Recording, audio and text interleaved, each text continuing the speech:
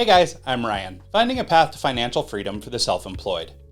I'm sure that by now you've heard a thing or two about NFTs, unless you've been living under a rock, that is. But do you really know what they are? Non-fungible tokens, of course. But what the heck does that mean anyway? There's a lot to know, and we're going to need more than one video to get through the whole topic. But in the next few minutes, I'm going to try to bring you up to speed on at least the basics of what you would need to know to get started investing in the wild, wonderful world of NFTs. Let's do it.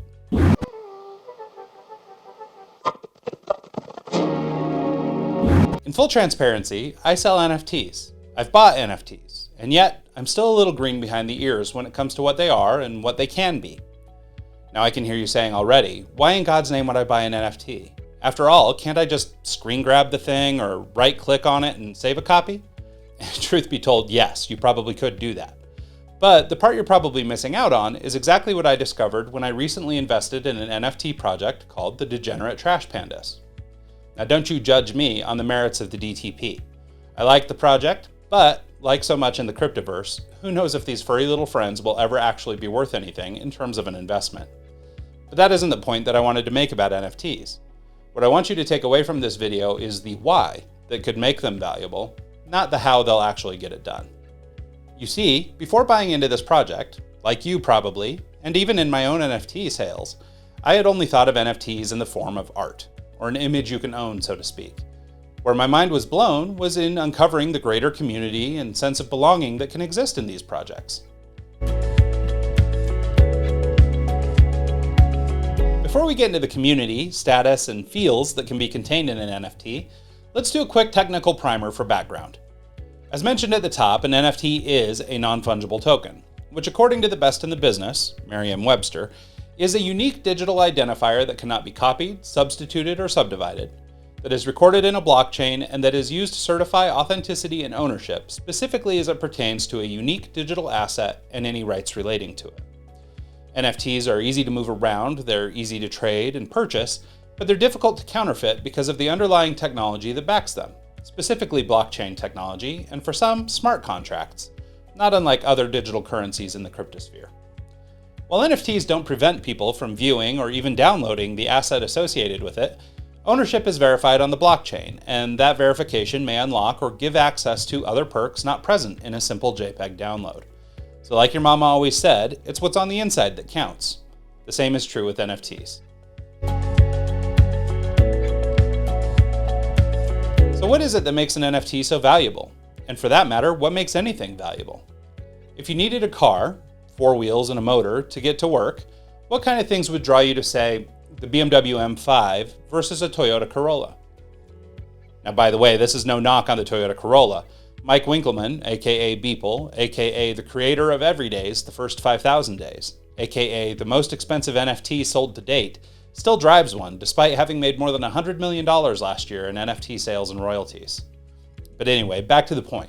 When choosing a car, you might look at color, sure, performance, okay, aesthetics, obviously, safety, of course, all reasonable. But what about status? What about how you look when you creep through the drive-thru at Chick-fil-A, or when you get that great spot in front of the Olive Garden with the missus? How do you put a price on that kind of status? How do you put a price on how you feel?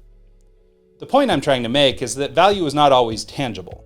You might feel awesome in a Mercedes, but does that discount the way a 16-year-old feels when they score a 1978 Cutlass Supreme? No way. So just like cars, NFTs can have value in a number of ways. Maybe it's the work of a popular artist, for example, or perhaps it belonged to a celebrity. Maybe it has a utility of some kind, like paying out passive income or being usable in the metaverse. Does it offer access to a community, or would you be cool among your friends if a particularly unmotivated ape showed up in your Twitter profile?